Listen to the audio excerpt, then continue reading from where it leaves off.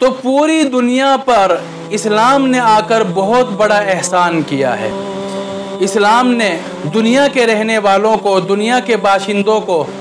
پہننے کا طریقہ بھی سکھایا، ان کو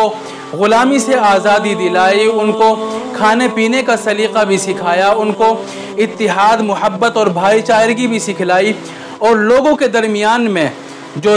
رنگ اور نسل کا فرق تھا، امیری اور غریبی کی بنیاد پر جو فرق تھا، جو آپس میں بھید بھاؤ تھا، اس کو ختم کر دیا اور کہا کہ سارے کے سارے انسان برابر ہے۔ تو یہ دنیا آج جو خوبصورت ہے، دنیا میں یہ خوبصورتی ہے، دنیا میں جو آزادی ہے،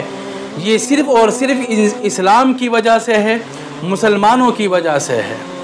اگر اسلام کو آج دنیا سے نعوذ باللہ مان لو 1 منٹ کے لیے دنیا سے اسلام کو ہٹا لیا جائے تو دنیا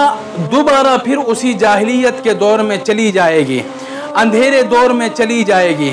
جہاں پر ایک دوسرے پر ظلم کیا جاتا تھا، جہاں پر رنگ اور نسل کی بنیاد پر ایک دوسرے کو کاٹا جاتا تھا، ایک دوسرے کو مارا جاتا تھا، جہاں غریب امیر کے پاس نہیں بیٹھتا تھا، اور اسی طرح اعلیٰ نسل کا انسان چھوٹی برادری والے کو اپنے پاس بٹھانا پسند نہیں کرتا تھا، آدمی کا چلنا پھرنا انتہائی مشکل ہو گیا تھا، اسی دور میں انسانیت پہنچ جائے گی۔ تو یہ تو سارا اسلام کا دین ہے، مذہب اسلام کا احسان ہے کہ اس نے دنیا کو اتنی خوبصورتی عطا کی ہے۔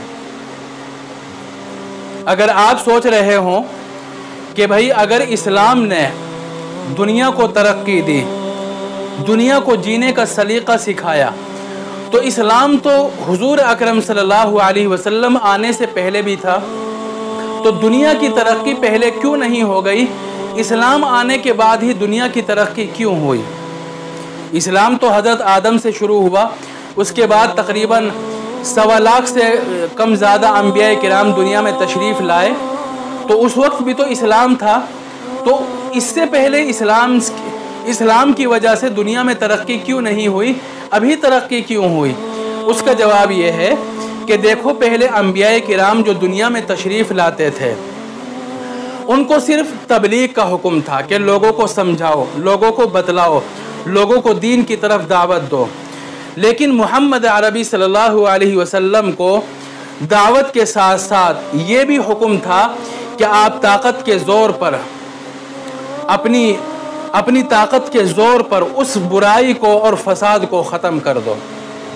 حضور اکرم صلی اللہ علیہ وسلم کے بہت سارے نام ہیں، ان میں سے ایک نام ہے الماحی، مٹانے والا۔ نبی کریم صلی اللہ علیہ وسلم نے فرمایا وَأَنَا الْمَاحِي الَّذِي يَمْحُو اللَّهُ بِهِ الْكُفْرَ، میں وہ ماحی ہوں کہ جس کے ذریعے سے اللہ کفر کو اور فساد کو ختم کرتا ہے۔ تو پہلے تو انبیاء کو صرف زبان سے دعوت دینے کا اور سمجھانے کا حکم تھا، لیکن حضور کو دعوت کے ساتھ ساتھ، سمجھانے کے ساتھ ساتھ طاقت کی اور پاور کی بنیاد پر اس کو ختم کر دو، یہ بھی حکم تھا۔ اسی لیے نبی کریم صلی اللہ علیہ وسلم نے جہاد کیا اور دنیا میں شرارت پھیلانے والوں اور لوگوں پر ظلم کرنے والوں سے جہاد کیا، ان سے جنگ کی۔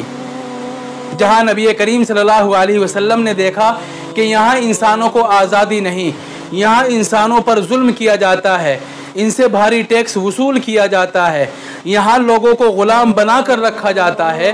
تو نبی کریم صلی اللہ علیہ وسلم نے ایسے ملک میں جا کر وہاں کی فوج سے، وہاں کے بادشاہ سے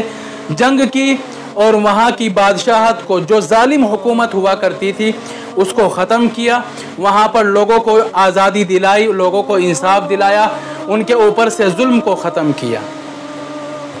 تو اس لیے محمد عربی صلی اللہ علیہ وسلم کے تشریف لانے کے بعد ہی دنیا میں ترقی ہوئی، لوگوں کو آزادی ملی۔